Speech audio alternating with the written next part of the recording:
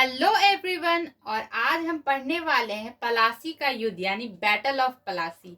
और अगर किसी भी एग्जामिनेशन में अगर पलासी से रिलेटेड कोई क्वेश्चन आए और अगर आपने ये वीडियो देखा हो तो आप आराम से इसका आंसर दे सकते हो। चलिए वीडियो स्टार्ट करते हैं। तो बात करते हैं पलासी के युद्ध के बारे में। तो पलासी का युद्ध कब हुआ था? 23 जून 1757। तो इस पर्टिकुलर डेट को याद करने के लिए सिंपल सी ट्रिक है। 1857 का रिवॉल्ट तो हम सबको पता है, तो बस उससे 100 साल अब माइनस कर दो तो 1757। सो ऐसा अराउंड लेके चलो 1857 1757, तो आपको बैटल ऑफ पलासी का जो डेट है ईस्वी है वो याद रहेगा।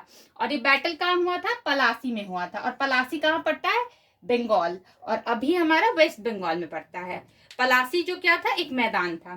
तो चलिए देखते हैं बैकग्राउंड ऑफ द बैटल। तो बैटल स्टार्ट होने से पहले क्या ऐसी परिस्थितियां थी जिसके कारण युद्ध हुआ? 1717 में फर्रुख सियार का फरमान जो था उसके तहत अंग्रेज जो थे वो फ्री ट्रेड कर रहे थे। बंगाल के नवाब को प्रॉब्लम थी क्योंकि वहां रेवेन्यू जनरेट नहीं हो पा रहा था, तो इससे ऑब्वियस सी बात है किसी भी नवाब को प्रॉब्लम होगी। बैटल ऑफ पलासी लड़ा किसके किसके बीच गया था? सिराजुद्दौला यानी 1757 के ये बंगाल के नवाब थे और अंग्रेज जिसको हेड कर रहे थे कर्नल क्लाइव। फिर आगे देखते हैं अलीवर्दी खान जिनकी मृत्यु 1756 में हो जाती है, जो कि सिराजुद्दौला के रिश्ते में नाना लगते हैं। तो इन्होंने 1756 में इनकी मृत्यु होती है। तो उसके बाद क्या होता है? सिराजुद्दौला जो है वो नवाब बन जाता है, क्योंकि उत्तराधिकारी तो ऑब्वियस सी बात है, उस समय हायरार्की चलती थी। तो इनका कोई बेटे नहीं थे, अलीवर्दी खान का कोई बेटा नहीं था, इसलिए अलीवर्दी खान ने अपनी सबसे छोटी बेटी के बेटे को नवाब बना दिया। और अलीवर्दी खान की 4 बेटियां थी, जिसमें सबसे बड़ी थी घसीची बेगम, जिसे नहीं पसंद था कि सिराजुद्दौला जो है वो नवाब बने। चलिए क्रोनोलॉजी देख लेते हैं। तो सबसे पहले बंगाल में नवाब बने थे मुशीक कुली खान 1700 ईस्वी में। फिर उनके दामाद बने थे, उनका नाम था सूजा के बाद बने अलीवर्दी खां, और अलीवर्दी खां की मृत्यु के पश्चात सिराजुद्दौला 1756 में नवाब बने। ओके, फिर नेक्स्ट पॉइंट देखते हैं सिराजुद्दौला के परिवार में आंतरिक षड्यंत्र। जैसे मैंने अभी आपको बताया कि जो सिराजुद्दौला थी, उनकी जो मौसी थी घसीटी बेगम, उन्हें नहीं पसंद था कि सिराजुद्दौला नवाब बने। तो उनके परिवार में बहुत आंतरिक षड्यंत्र चलता था, उनमें इंटरनल इतना डिस्टर्बेंस था कि हर कोई चाहता था कि सिराजुद्दौला जो है उसे कैसे गद्दी से हटाया जाए। तो वो षड्यंत्र चलते रहता था, जो सिराजुद्दौला के लिए एक बहुत बड़ी प्रॉब्लम थी। और साथ ही साथ अंग्रेज तो थे एक बहुत बड़ी प्रॉब्लम, क्योंकि वो नवाब की बात बिल्कुल नहीं मानते थे। वो सोचते थे वो जो चाहे वो करे, क्योंकि उन्हें वो फरमान मिला हुआ था कि अब तो जैसे कि फ्री ट्रेड हो गया, अब ये जो भी करना चाहे वो कर सकते हैं, उन्हें नवाब से कोई लेना देना नहीं था। लेकिन नवाब को क्या चाहिए? वो एडमिनिस्ट्रेटर है, तो उनको चाहिए ना कि जो भी वहां पे काम कर रहे हैं या ट्रेड कर रहे हैं तो उनकी बात सुने, दोनों में समझौता हो, एक दूसरे से बातचीत हो। पर ऐसा कुछ नहीं था। नेक्स्ट देखते हैं सिराज की अनुभवहीनता। तो सिराज जो था अभी बहुत छोटा था, उनके नाना की मृत्यु के बाद उन्हें नवाब बना दिया गया था। तो अभी उनमें वो कुशाल दिमाग नहीं था, वो गर्म दिमाग के थे, तो वो तुरंत अटैक कर देते थे। तो जैसे कि अभी हम आगे भी देखेंगे ब्लैक होल इंसिडेंट। और मैंने तो ये बताया कंपनी की उदंडता। तो कंपनी जो थी वो अपने आप को सर्वोच्च समझ रही थी, वो नहीं चाहती थी कि वो नवाब के अंडर में या उनकी कुछ बात सुने। वो अपने काम में लगी हुई थी, उन्हें नवाब से कोई मतलब नहीं था, वो अपनी किलेबंदी कर रही थी, उन्हें जो करना था वो कर रहे थे।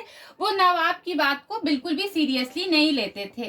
कारण की बात करें तो कंपनी द्वारा नवाब के आदेशों की अवहेलना थी। उसी के साथ साथ कंपनी ने कलकत्ता में राजवल्लभ के पुत्र कृष्णदास को शरण दी थी, और वह नवाब की इच्छा के विरुद्ध विशाल सरकारी धन का लेकर भाग गया था। जिस व्यक्ति को नवाब पकड़ना चाहते थे क्योंकि उसने कुछ इलीगल काम किया था, तो अंग्रेजों ने और उसे शरण दे दी थी। ये भी एक रीजन था, और भी वो बहुत सारे रीजन थे, पर जो मेन रीजन था वो था कंपनी द्वारा नवाब की आदेशों की अवहेलना।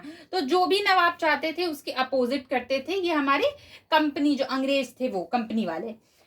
बात करते हैं कासिम बाजार और फोर्ट विलियम की, जो कि उस टाइम बंगाल में था। तो वहां पे सिराजुद्दौला ने क्या किया, कब्जा कर लिया, जहां पे अंग्रेजों का मेनली शासन था, जहां पे वो अपना ट्रेडिंग करते थे और जहां पे वो अपना व्यापार करके, और वहां पे कॉलोनीज जो उन्होंने खोला हुआ था, जहां किलेबंदी की थी, तो वहां पे सिराजुद्दौला ने कब्जा कर लिया। अब ये जब कब्जा हुआ तो जो भी वहां के अंग्रेज थे, जो बहुत सारे अंग्रेज थे, वो फुल्ता द्वीप में जाके शरण ले लिए। इसके बाद होता है कि अंग्रेजों को इसी किले में बंदी बना लिया गया था। अभी मैंने थोड़ी देर पहले बताया था कि ब्लैक होल की इंसिडेंट हुई थी।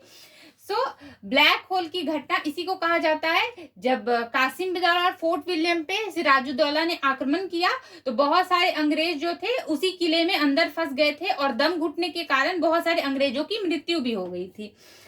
अंग्रेजों ने जनवरी 1757 में बंगाल में फिर से कब्जा या अधिकार दो, क्या कुछ भी कह सकते हैं, बंगाल में फिर से अधिकार कर लिया, जिसमें वॉटसन और क्लाइव की एक महत्वपूर्ण भूमिका थी। और आगे चल के जो क्लाइव था, इसने बैटल ऑफ प्लासी को हेड भी किया था, उसका लीडर भी था। तो अब इसके बाद ये होता है क्या कि हम देख रहे हैं कि हमारा जून में बैटल ऑफ प्लासी हो रहा है और जनवरी 1757 में फिर से अंग्रेज जो होते हैं वो अपना अधिकार फिर से स्थापना कर लेते हैं अपने अधिकार की बंगाल में। इसके बाद क्या होता है कि एक संधि होती है जिसे कहते हैं अलीनगर की संधि, ठीक है, और ये होती है फरवरी में। तो जनवरी 1757 में फिर से अधिकार कर लेते हैं और अलीनगर की संधि फरवरी 1757 में होती है। तो इस संधि के बीच में क्या क्या शर्तें होती हैं ये जानना जरूरी है। और किसके किसके बीच हुई थी ये संधि, तो अलीनगर की संधि जो थी वो बंगाल के नवाब और जो हमारे कंपनी के जो लीडर थे उनके बीच में हुई थी। तो अलीनगर की संधि की कुछ शर्तें थे जो इस प्रकार हैं। ईस्ट इंडिया कंपनी को मुगल बादशाह के फरमान के अनुसार व्यापार की सुविधा फिर से दे दी गई और फिर कलकत्ता पे अधिकार करने में अंग्रेजों को जो भी क्षति हुई थी उसका हर्जाना नवाब को देना पड़ा। और दोनों ही पक्ष जो थे भविष्य में आने वाले भविष्य में कभी भी इस तरह से एक दूसरे पे आक्रमण न करे, ऐसा भी शर्त रखा गया था और दोनों ने खुशी खुशी ये संधि साथ में कर ली थी। फिर ऐसा क्या हो जाता है कि बैटल ऑफ प्लासी होता है। सबसे इंपॉर्टेंट यहाँ पे हम ये देखेंगे कि कारण तो हमने देख लिया क्या है, बट इसके तात्कालिक कारण क्या थे अब वो जानते हैं। तात्कालिक कारण क्या थे, तो अंग्रेजों ने कहा कि जो नवाब है उन्होंने जो अलीनगर की जो संधि थी उसको तोड़ा है और इसी के कॉन्सिक्वेंसेस निकले as a battle of Plassey. बात समझ में आई, बहुत सिंपल सी बात है कि अंग्रेजों ने कहा कि अलीनगर की संधि जो वहां के नवाब थे उन्होंने तोड़ा, इसलिए उन्होंने बैटल ऑफ प्लासी किया। अंडरस्टैंड। और इस प्रकार से 23 जून 1757 में प्लासी का युद्ध होता है जिसमें सिराज की हार होती है। साथ मीर जाफर को बंगाल का नवाब नियुक्त किया जाता है और मीर जाफर जो रहता है वो बहुत कुछ नजराना अंग्रेज को एज अ गिफ्ट देता है, क्योंकि जो बैटल हुई थी तो उसमें सिराज का सेनापति था मीर जाफर और उसके धोखा देने के कारण ही सिराज की हार हुई। सेना ज्यादा होती है और अंग्रेजों की जो सेना होती है वो बहुत कम होती है, बावजूद इसके सिराज की हार होती है और ब्रिटिश की जीत, क्योंकि जो मीर जाफर के जो सिराज के जो सेनापति थे मीर जाफर वो अंग्रेजों से जा मिले थे और अंग्रेजों ने मीर जाफर को नवाब बनाने के लिए वादा किया और इसी वादे को रखते हुए जैसे ही प्लासी का युद्ध अंग्रेजों द्वारा जीत लिया जाता है, मीर जाफर को बंगाल का नवाब बना दिया जाता है। के साथ साथ ब्रिटिश राज की भी जीत होती है और भारत में एक नई शक्ति की स्थापना होती है। फिर अंत में हम देखेंगे कि मीर जाफर का जो पुत्र मीरान रहता है वो सिराज की हत्या करवा देता है और इसी तरीके से प्लासी का जो युद्ध है वो समाप्त होता है। और बहुत ही आसानी से और बहुत ही कम समय में आपने सारे फैक्ट जान लिए हैं और I am pretty sure that अगर आप किसी भी एग्जामिनेशन में जाएं और अगर प्लासी से युद्ध से जुड़े हुए कोई भी क्वेश्चन आए तो आप आराम से सॉल्व कर लेंगे। अगर आपको ये वीडियो अच्छा लगा हो तो वीडियो को लाइक कीजिए और चैनल को सब्सक्राइब कीजिए। Thank you.